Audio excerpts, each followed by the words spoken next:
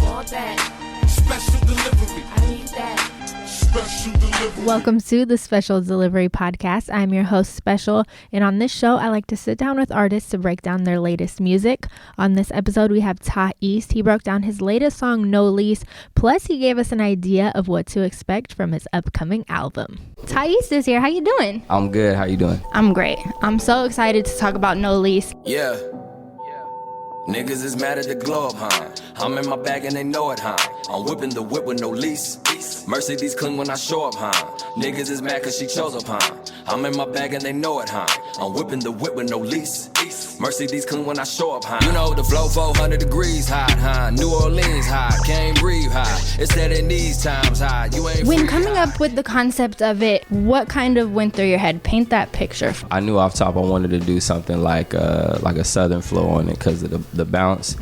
So I was just listening to stuff because I was just on a kick of listening to old stuff. I was listening to like the old Hot Boys, I was listening to old Wayne, Juvenile, and you know he had that high flow, you know. So I just kind of just bounced around with that, with the high flow, and then it just went, man. Like even the hook part was pretty much going into the verse, and it just flowed so well, and I just kept going. I kind of got stumbled on the second verse, but if you notice how the second verse, how like kind of I give it more of a punch with the delivery, like with the yelling type flow, kind of the same flow I did on Light the Way, and it was around the same time I was writing them. I love the hot because that Juvenile Hot Boy shit was so incredible. Even a couple months ago I went back and watched all those videos, and it's just wild, super dope. That's what I was on. Was that something that you remember listening to and was like, one day I'm gonna do this, or did it kind of come back to you? What was that process like? It just kind of came back to me because like you said, it was something I grew up on, so it was just so familiar, and it's just like it's almost like a rapper cheat code when you just kind of know certain flows, or you grow up on certain flows and you just apply them sometimes, but I just took it and ran with it. So. And who produced that one? That was produced by Cairo Mason, my longtime producer, and Levante. He's actually like a newer producer. He works with Hayes Banger. I think he's been working with Hit Boy too. So yeah, he has like a real dope bounce to it. So.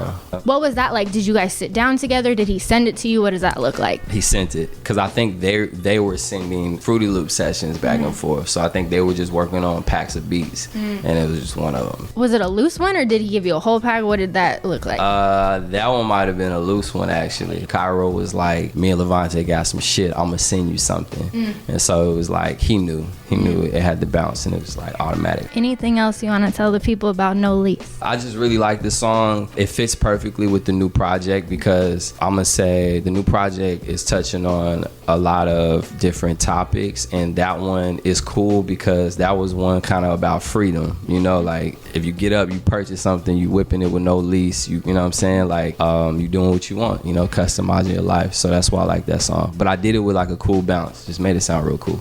So, yeah. No, and I think that's important too. I talk a lot about like the 20-somethings on this show, and it's like as you get into those 20-somethings, you're really freeing yourself from anything and everything and actually living the life that you want to live. You're done with school, you're done with whatever dumb job you had, right. You're done with all that stuff, and it's like, okay, I'm ready to live my own life, no lease, no nothing. Facts. Like, yes. Yep, and hopefully you're doing what you want to do. So yeah. No pressure, but what's next? We're excited. So my next project, I'll just say it's called Reveal. Yeah, so a lot of things have been happening to me over the last couple of years. So there's a quote, it says, circumstances don't make a man, they reveal him. So pretty much I'm talking about all my circumstances. Yes. From freedom, finding your freedom with no lease. I have a song about anxiety. I have a song about just overcoming things. Songs about just being grateful, you know what I'm saying? Grateful for the shine inside of you, just like, you know what I'm saying? Like what everything you've been through and you look up. But it's definitely a different bounce on this album too. I'm super proud of. Yeah.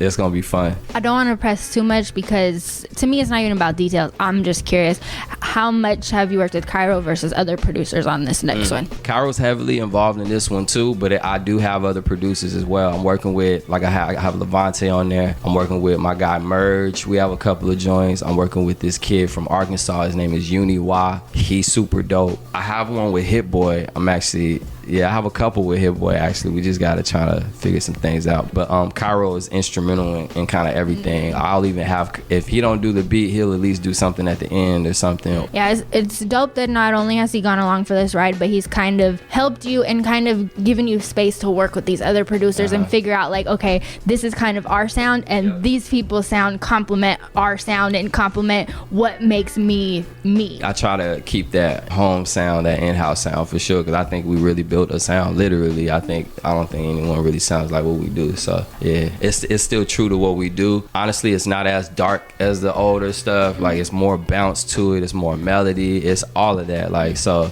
it's like springtime ready, we'll say that. What'd you say the kid was from Arkansas? Yeah, Uni Y. How did you come across him? My engineer Kyle Ross, he worked with some kids from Arkansas, different producers and rappers, and he just linked me because I was looking for beats. So he just has such a cool name. I'm like, oh, I'm definitely looking him up after this. Yeah, like, I think he's big in like the electronic world. I think he's bigger, like that's his thing. Yeah, and he's like doing more in hip hop, and we just caught a vibe on a couple joints. I love how you talked about the journey behind this project and what it took for you.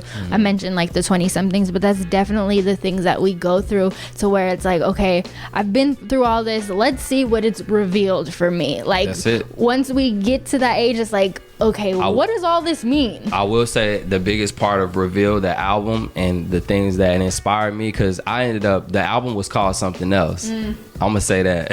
It was a whole different concept, and all this shit just kept, can I curse? Yeah. Alright, all this shit kept happening to me. It's shit too. Yeah. So all this shit kept happening to me, and so the main thing that I realized were the people around me were revealing themselves and their true colors.